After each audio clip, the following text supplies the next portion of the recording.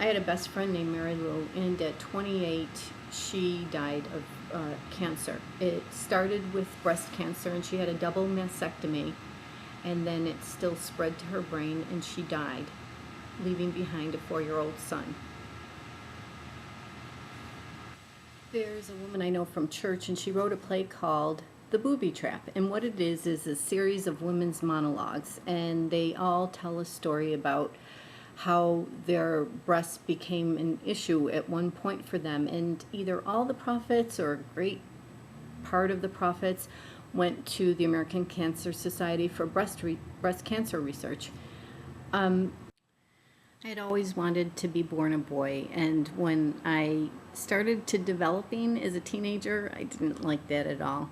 And there was only one model when I was a teenager that I was even aware of, and that was Twiggy. And to me, beauty was flat-chested. And so that's how I wanted to be. And I did everything to cover up my, cover those up. But at the time, I was relatively flat-chested. Some guy tried insulting me by telling me I had 2 fried eggs, and, actually I took it as a compliment. I was the type of person who didn't want to attract guys with my female sexuality. I thought that I should be attractive because of my mind, which was a paradox because I had no mind back then. I was academically smart, but I had no common sense whatsoever. And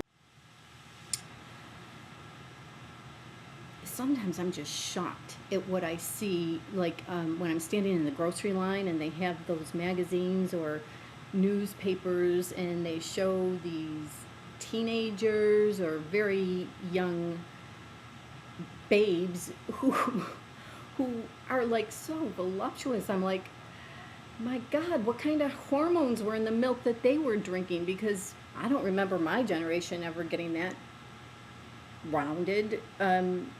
But anyhow, but I came from a different generation, and there's a lot of women who I think are absolutely beautiful and stunning, who are very shapely, and anyhow. So then,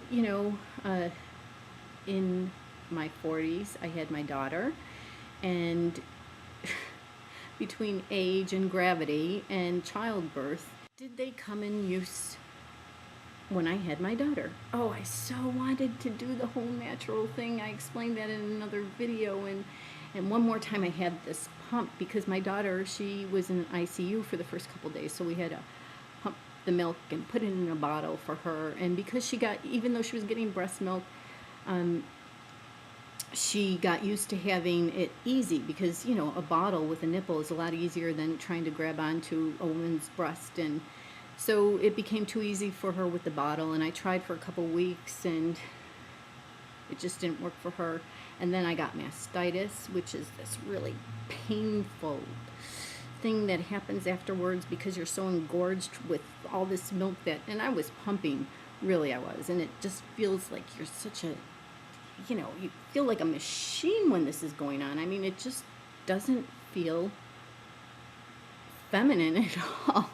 And yet, I'm sure there are other women who will say, I've never felt more feminine or womanly when I went through this whole process. But again, ever since I was a kid, I wanted to be a boy.